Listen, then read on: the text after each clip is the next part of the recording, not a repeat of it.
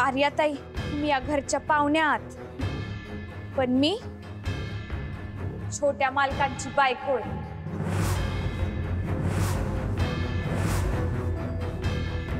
त्यांच्या बायकोशी बोलायची ही पद्धत नाही.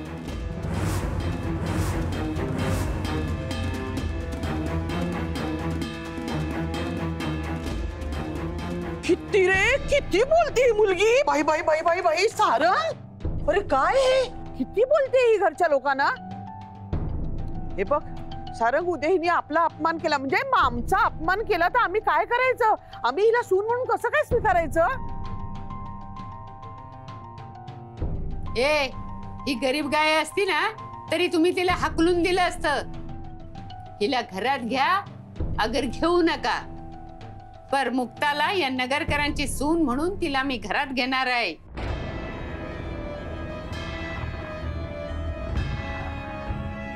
बोलली. चला चला घर प्रवेश करूया.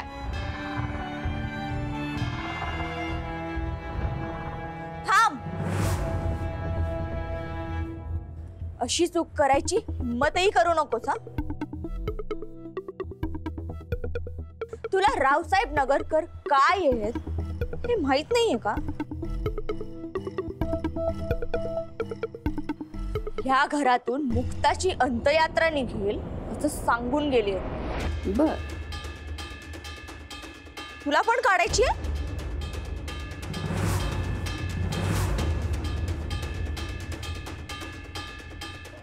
आणि हे मुक्ता, तुला तुझ्या जीवाची काळजी नाही का?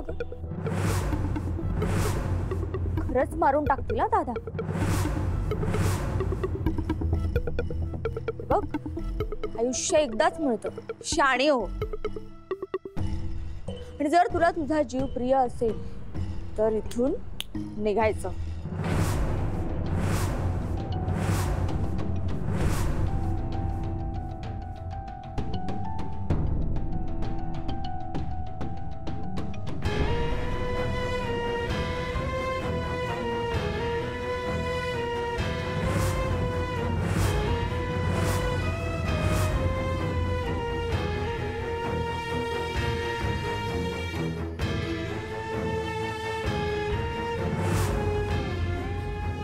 तिच्या जीवाला काहीच होणार नाही, कारण तिची जबाबदारी त्याच रावसाहेबांच्या मुलाने घेतली. गृहप्रवेश तर होणारच. एकतर आम्ही दोघं सोबत आत येऊ, अंत्ययात्रा जर निघणारच असेल तर आमच्या दोघांची निघेल.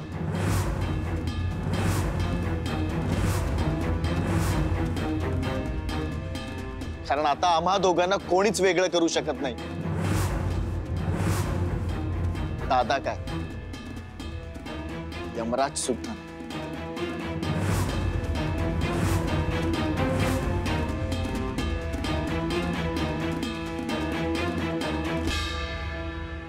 ठीक आहे.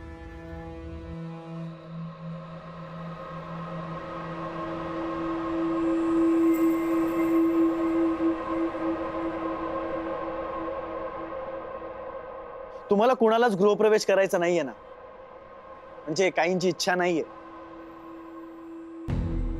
काहींना असलेली भीती मी समजू शकतो,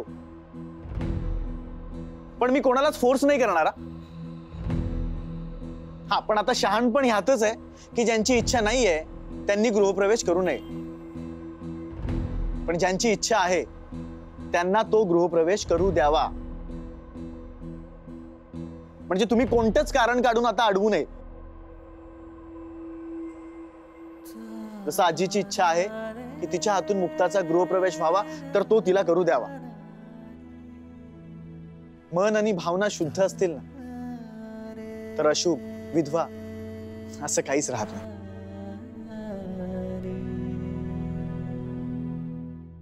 अरे सारंग, काय बोलतोयस तू हे? हे बघ बाबा, तू म्हणशील आत्या काहीही बोलते, पण विधवेच्या हातून गृहप्रवेश करून घेशील ना आणि ओवाळून घेशील ना तर अनर्थ होईल बाबा.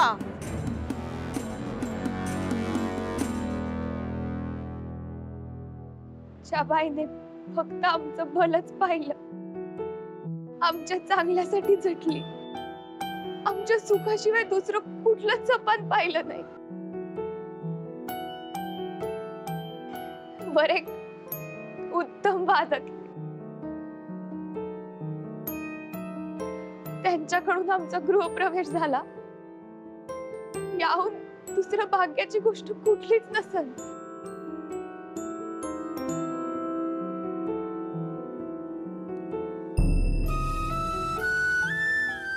पण गृहप्रवेशाला आजी सोबत मोठी आई असते तर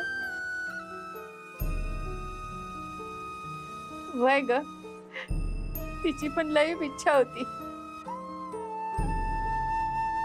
पण या रक्ताच्या नात्याने तिला कोंडून टाकले ग.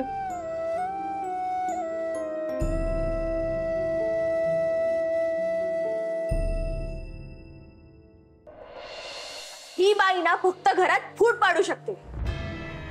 जेव्हा जेव्हा घरात आग लावायची असते ना, तेव्हा तेव्हा ही तिच्या खोली बाहेर येते. डोक्यात राग आणि मनात आग ठेवून प्रत्येकाकडे बघशील ना, तर चांगुलपणात देखील वाईटपणाच दिसणार. ही जी समोर उभी आहे ना, ती खरी लक्ष्मी आहे. आई भवानीचं रूप हा ही मुक्ता.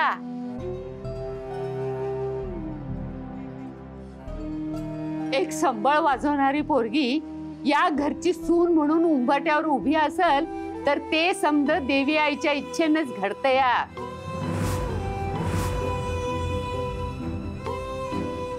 तर तुमच्या कुणाच्या डोक्यात काय बी शिरना. अरे माप ओलांडून ही घरात आली तर या घराचा सर्ग होईल सर्ग.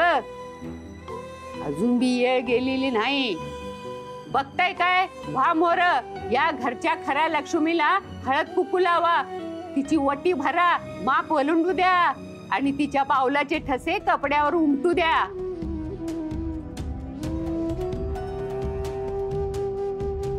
मोठ्या मानानं तिला घरात घ्या.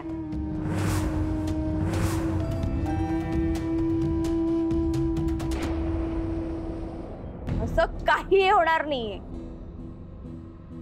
आणि ही जर घरात आली ना, तर घराचा स्वर्ग नाही, स्मशान होईल, स्मशान. रेणुका,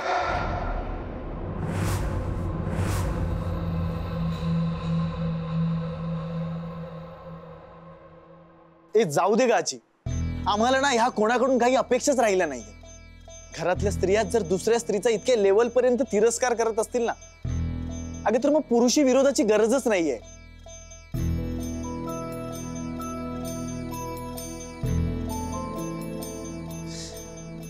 आजी, तू पुढे ये आणि गृहप्रवेश कर.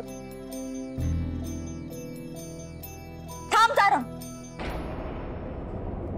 तू असं काही करणार नाहीयेस.